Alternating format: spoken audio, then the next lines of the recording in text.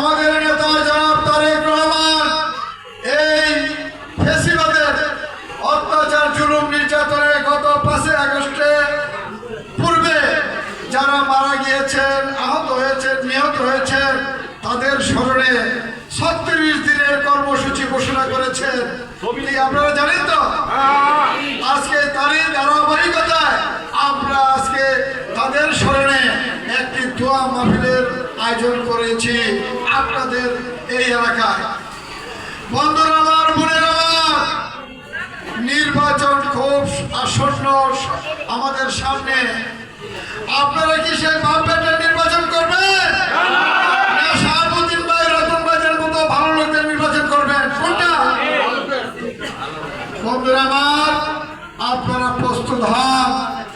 আমাদের নেতার নির্দেশে অল্প কয়েক মাস পরে এই দেশে একটি অবাধ, নিরপেক্ষ, স্বাধীন, সার্বভৌমত্ব দেশে গণতন্ত্র কায়েমের জন্য নির্বাচন হবে।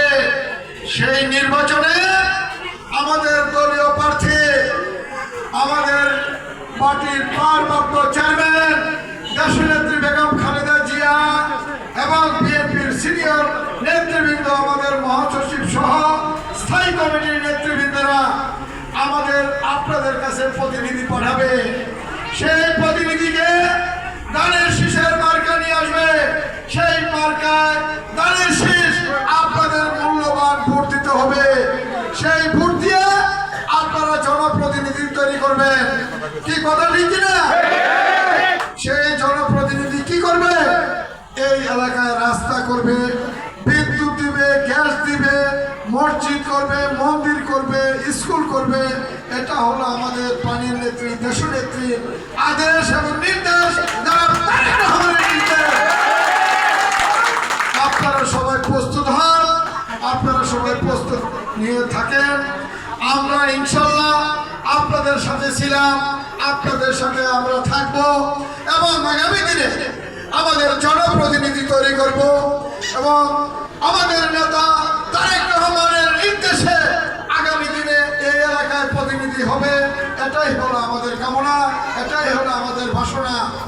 বন্ধুরা আমার, আমরা যদি বেশি কথা বলতে চাই, সবার ব্যাপার।